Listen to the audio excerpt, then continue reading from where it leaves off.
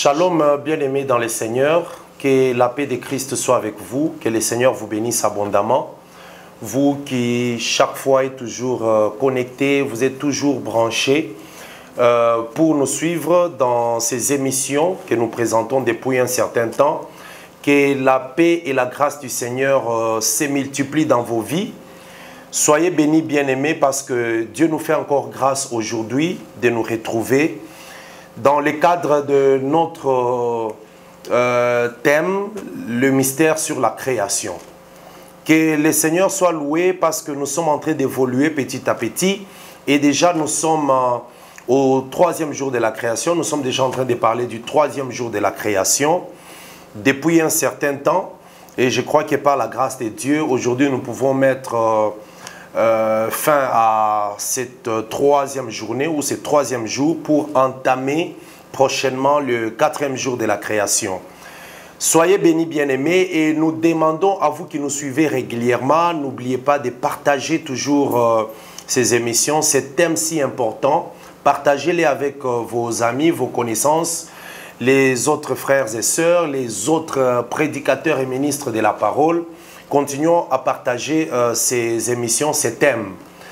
Vous aussi qui nous suivez pour la première fois, n'hésitez pas de vous abonner. Regardez au bas de votre écran, vous allez voir la mention s'abonner. En anglais, ceux qui ont peut-être des versions anglaises, vous allez voir subscribe. Vous cliquez sur subscribe ou sur s'abonner et vous serez automatiquement abonné et vous allez recevoir de temps en temps des notifications par rapport à nos nouvelles publications, par rapport aux nouvelles émissions. Que le Seigneur vous bénisse. Et nous n'oublions toujours pas de vous rappeler que après avoir suivi ces émissions ou ces publications, vous pouvez nous appeler, vous pouvez nous contacter, partager avec nous, poser vos questions, apporter des idées s'il faut débattre ou discuter autour d'un point ou quelque chose. Nous sommes vraiment ouverts. Donc, les numéros qui s'affichent là vous permettent de nous contacter. Les 081 28 23 769 ou soit au 099 8 69 75 75. Vraiment que le Seigneur vous bénisse. Nous allons évoluer, aller encore plus loin avec notre sujet. Celui qui vous parle, c'est votre frère, le docteur Dadidan Kadima. Nous sommes un ministre de la parole de Dieu. Et nous voulons toujours, par cette grâce doctorale que le Seigneur nous a donnée, partager avec vous les choses que le Seigneur nous fait découvrir par sa grâce. Voilà, nous allons alors prier pendant 1 minute avant d'aller dans le vif de notre sujet et aussi exploiter la suite de Genèse chapitre 2. Donc nous prions au nom de Jésus-Christ. Seigneur, nous te bénissons, nous te disons merci, nous te rendons grâce et recommandons ces moments entre tes saintes mains.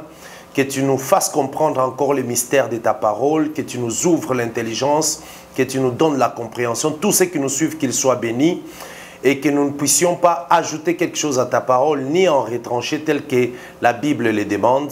Que ceux qui nous suivent soient bénis au nom de Jésus-Christ. Amen. Bien-aimés dans le Seigneur, nous allons lire rapidement, toujours dans Genèse chapitre 1er, parce que nous sommes en train de parler des mystères de la création, mystères autour de la création. La création, c'est toute une ligne prophétique que le Seigneur a placée dans les Écritures. Nous disons chaque fois que ne considérons pas la création comme une histoire, une lecture simple. Mais la création a des mystères qui annoncent des choses à venir. C'est ainsi que Matthieu chapitre 13, au verset 34 à 35, Jésus-Christ ouvre la bouche en parabole, tel que Matthieu le dit. Il ouvre la bouche en parabole pour publier la sagesse des temps anciens. Donc la création, c'est une sagesse des temps anciens. La création, c'est une sagesse dans laquelle Dieu a révélé des choses, dans laquelle Dieu a enfoui des choses. Et petit à petit, nous sommes en train de découvrir des choses que Dieu a placées dans la création. Donc, ici, je vais lire très rapidement le troisième jour de la création dans Genèse chapitre 1er au verset 9. Nous lisons au nom de Jésus-Christ. Et Dieu dit que les eaux qui sont au-dessous du ciel se rassemblent en un seul lieu et que le sec paraisse. Et Dieu fit cela, ou cela fut ainsi. Dieu appela le sec terre, et il appela l'amas des eaux mer. Dieu vit que cela était bon. Puis Dieu dit que la terre produise de la verdure, de l'herbe portant de la sémence, des arbres fruitiers donnant du fruit selon son espèce, et ayant en eux une sémence sur la terre. Ayant en eux leur sémence sur la terre, et cela fut ainsi. La terre produisit de la verdure, de l'herbe portant de la sémence selon son espèce, et des arbres donnant des fruits, et ayant en eux leur sémence selon leur espèce. Dieu vit que cela était bon. Ainsi, il eut un soir, il eut un matin, ce fut le troisième jour.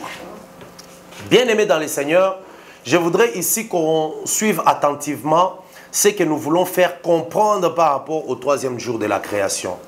Nous savons que la création s'est faite physiquement d'abord. Donc la parole de l'Éternel a créé des choses physiques que nous voyons aujourd'hui.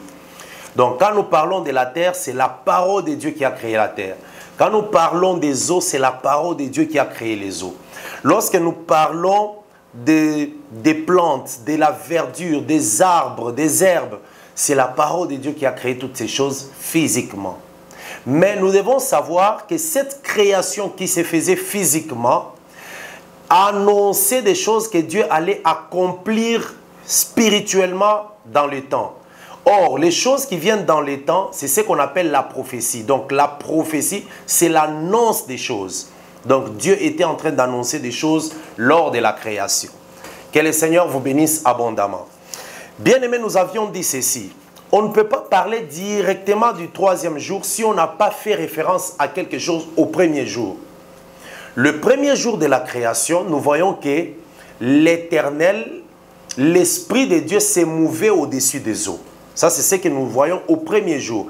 Mais nous devons savoir que dans ces eaux-là, il y avait une terre. Donc la terre était dans les eaux. Parce que la Bible nous le dit dans Pierre que Dieu a formé la terre en la tirant des eaux.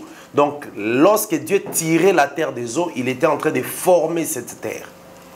Donc ça veut dire que la terre était engloutie dans les eaux le premier jour.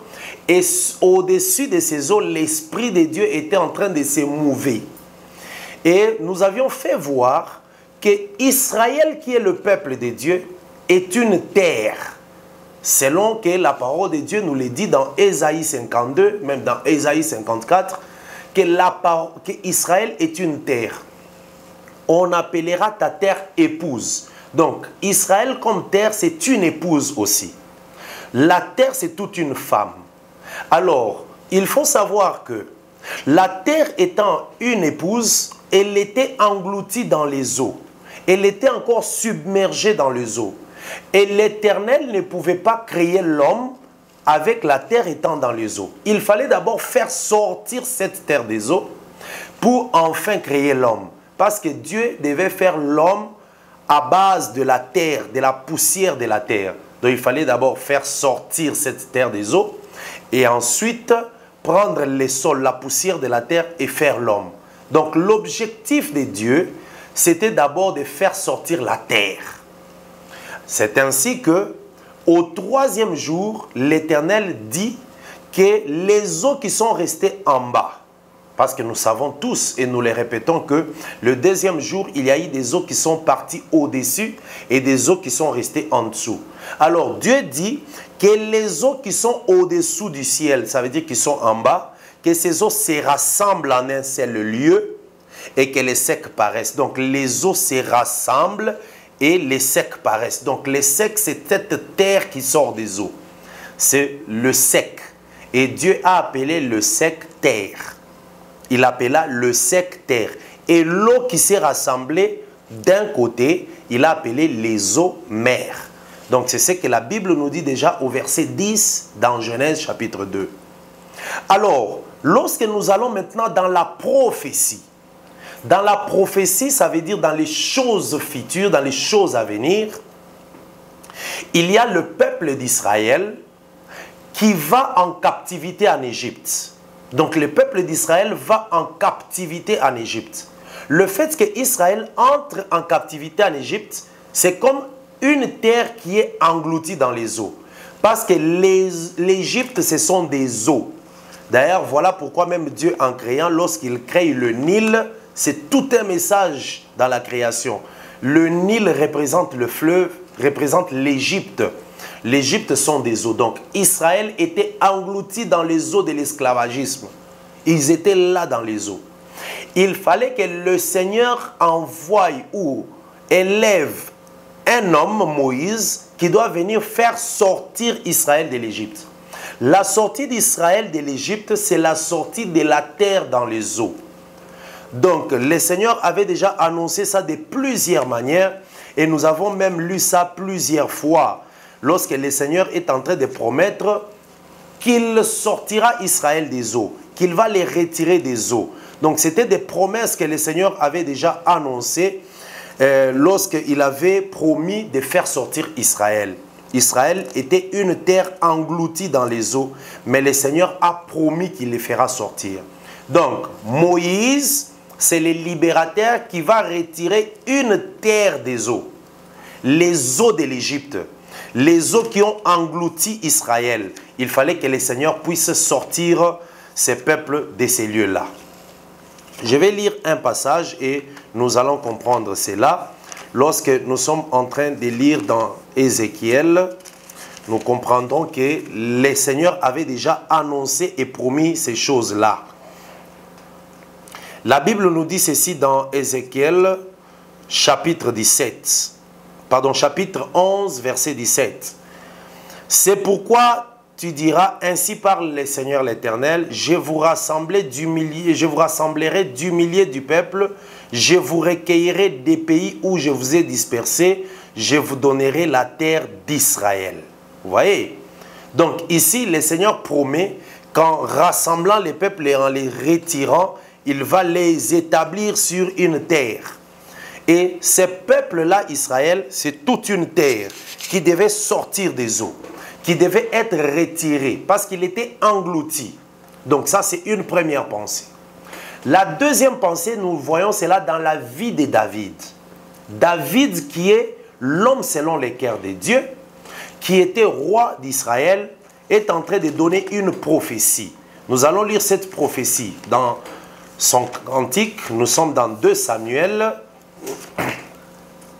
2 Samuel 22, la Bible dit ceci. 2 Samuel chapitre 22, je vais lire au nom de Jésus-Christ, au verset 4. Je m'écris, loué soit l'Éternel, et je suis délivré de mes ennemis. Car les flots de la mort m'avaient environné, les torrents de la destruction m'avaient épouvanté.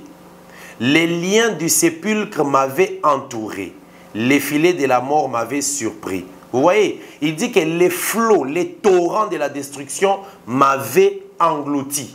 Donc David aussi, à un moment dans sa vie, les nombreux ennemis qui étaient autour de lui, qui les dominaient, ou les ennemis qui l'entouraient, sont représentés comme les eaux. Et David étant au milieu de ses ennemis, c'est comme une terre que l'Éternel maintenant doit faire sortir. Donc ici, nous comprenons que David aussi, c'est toute une image, une représentation d'une terre qui est engloutie dans les eaux. La même chose aussi pour Jésus-Christ. Jésus-Christ est venu, il a accompli l'œuvre et il est mort. Sa mort, donc la mort qui retient Christ, c'est comme une terre qui est retenue dans les eaux. Donc Jésus-Christ étant dans les sépulcres, étant dans les séjours des morts, c'est comme une terre qui s'est enfoncée dans les eaux. Et maintenant, la résurrection, c'est la sortie de la terre des eaux. Donc, lorsque Jésus-Christ ressuscite, c'est comme la terre qui sort des eaux. Lorsque David est délivré des ennemis, c'est comme une terre qui sort des eaux. Israël qui sort de l'Égypte, c'est comme une terre qui sort des eaux. Lorsqu'Israël est allé encore en captivité en Babylone, c'est comme une terre qui est sortie des eaux. Parce que les nations qui dominaient Israël, l'Éternel les compare aux eaux. Je vais lire ça rapidement dans Ésaïe. Ici, nous parlons des mystères, des choses cachées, donc la pensée prophétique. La création a une pensée prophétique. Ésaïe 8, la Bible nous dit ceci dans Ésaïe chapitre 8. L'Éternel promet à Israël qu'il ira en captivité. Et regardez comment il donne cette promesse-là. Je suis dans Ésaïe chapitre 8, les versets 5. L'Éternel me parla encore et dit, parce que ce peuple a méprisé les eaux de Siloé qui coulent doucement, et qu'il s'est réjoui au sujet des Ritsins, fils de Rémélia, voici le Seigneur va faire monter contre eux les puissantes eaux et les grandes eaux du fleuve. Le roi d'Assyrie et toute sa gloire, il s'élèvera partout au-dessus de son lit et il se répandra sur toutes ses rives. Il pénétrera dans Juda et il débordera, inondera et atteindra jusqu'au cou. Voilà.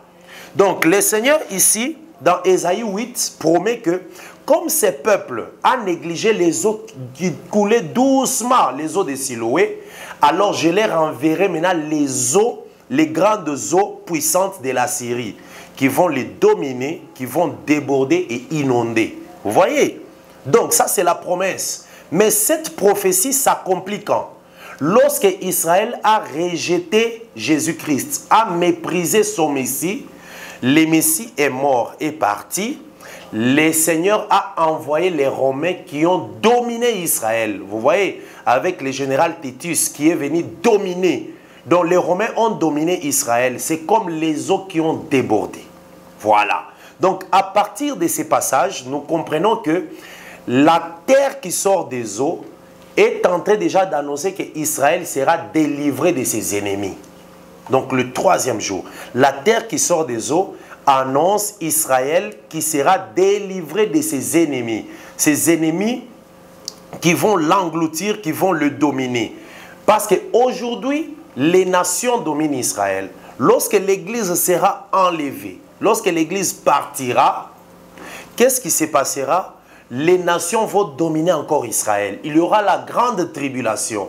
Cette grande tribulation, ce sont les eaux qui domineront Israël. Et Israël sera inondé, sera englouti dans les eaux. Mais le Seigneur viendra délivrer Israël par la bataille d'Armageddon. Donc, vous voyez, ce sont des choses très profondes que nous devons comprendre. Par la bataille d'Armageddon, le Seigneur viendra délivrer Israël. C'est très, très important. Nous allons voir même cette pensée encore dans 2 Samuel. La Bible nous dit ceci dans les livres de Samuel. Je lis au nom de Jésus-Christ.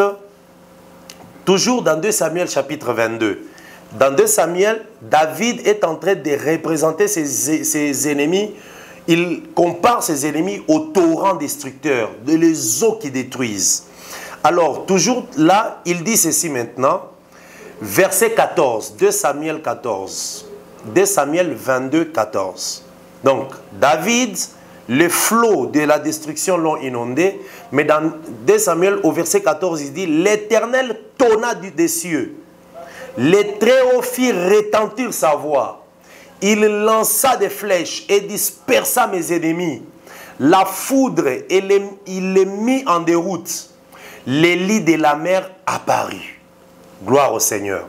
Donc, dans 2 Samuel 22, au verset 5 et 6, David dit que les eaux l'ont inondé. Mais au verset 14, il dit que l'Éternel a tonné dans sa colère. Il a fait retentir les sons de sa voix. Il a lancé des flèches sur les ennemis. Et puis, les lits de la mer apparut. Les fondements du monde furent découverts par la menace de l'Éternel. Donc, lorsque le Seigneur viendra menacer les ennemis, les lits apparaîtra. Donc, la terre sortira parce que les eaux seront desséchées. Les eaux seront piétinées. Donc, ça, c'est une prophétie. David, qui ici annonce que par la bataille d'Armageddon, le Seigneur viendra faire sortir Israël de la domination des nations. Donc c'est la terre qui sortira des eaux. Je voudrais bien aimer vous comprendre que la bataille d'Armageddon qui viendra délivrer Israël de toutes les nations, c'est l'accomplissement de ce qu'on a vu dans l'ombre. Ça veut dire lorsque Moïse et Aaron sont allés pour délivrer Israël, ce qu'ils ont fait là, c'était une prophétie qui annonçait qu'Israël sortira aussi du milieu des nations. Donc, l'Égypte, c'est l'image de toutes les nations. L'Éternel fait sortir Israël de l'Égypte par Moïse et Aaron. De la même manière aussi, l'Éternel viendra dans la bataille d'Armageddon faire sortir Israël des milliers de nations, les enlever de la domination. Donc voilà un peu la pensée sur les troisième jours de la création, la terre qui sort des eaux. Ça annonce Israël qui sera délivré du milieu des nations, les nations qui le dominaient. La même chose aussi pour nos vies. Lorsque nous vivons dans les complications, dans des situations difficiles, des maladies, des blocages, la terreur, la frayeur, c'est comme si nous sommes inondés par les eaux, par les ennemis. Mais lorsque le Seigneur vient pour nous délivrer, c'est comme s'il nous fait sortir des eaux. Voilà, donc c'est toute une délivrance. La terre qui sort des eaux, c'est toute une délivrance. Parce que lorsque la terre était dans les eaux, elle était informe et vide. Mais le Seigneur l'a fait sortir des eaux, donc la terre maintenant a eu la forme. Mais maintenant, après que la terre ait la forme, il faut qu'on puisse maintenant la remplir parce qu'elle était vide. Donc, rentrons un peu dans Genèse, au chapitre 1, Genèse chapitre 1. Vous voyez, la Bible dit au verset 10, Dieu appela le sec terre. Donc, c'est sec qui est sorti des eaux, Dieu l'appela terre. Et il appela les eaux mer. Et Dieu vit que cela était bon. Maintenant, écoutez, le verset 11. Puis Dieu dit que la terre produise de la verdure, de l'herbe portant de la sémence, des arbres fruitiers donnant leurs fruits selon leur espèce et ayant en eux leur sémence sur la terre. Et cela fut ainsi. Donc vous voyez, Dieu ne pouvait pas mettre de la verdure, les plantes, les arbres sur la terre pendant que la terre était dans les eaux. Il fallait d'abord que la terre sorte des eaux et ainsi Dieu maintenant la remplit. Ça veut dire qu'il va lui donner ou déposer des herbes, des arbres sur cette terre. Je vais rentrer dans les choses spirituelles. Jésus-Christ qui est venu, c'est toute une terre aussi. Jésus-Christ, c'est toute une terre. Mais cette terre est entrée dans les eaux du Jourdain pour le baptême. Donc lorsque Jésus-Christ vient au baptême, il est toute une terre, mais qui entre dans les eaux. Lorsqu'il sort des eaux du baptême, qu'est-ce qui doit arriver? On doit le couvrir de l'esprit. Donc vous voyez, on doit déposer quelque chose sur cette terre. C'est ce que nous allons lire dans Matthieu. Ça, ce sont des mystères. Jésus-Christ est la véritable terre parce que Jésus est la terre promise. Jésus, c'est le véritable Canaan. Donc, Canaan parce que nous qui croyons, nous allons en Christ. Nous quittons l'Égypte qui est le monde et nous entrons en Christ. C'est comme ça que nous disons, je suis en Christ. Quand tu dis tu es en Christ, ça veut dire tu as quitté l'Égypte et tu es entré dans une terre promise, la terre de Canaan. Mais les jours de l'enlèvement, nous irons aussi dans la terre promise qui est dans la Nouvelle Jérusalem. Donc, disons, nous irons d'abord dans les noces et après nous irons dans la Nouvelle Jérusalem pour vivre l'éternité. Matthieu chapitre 3 nous dit ceci.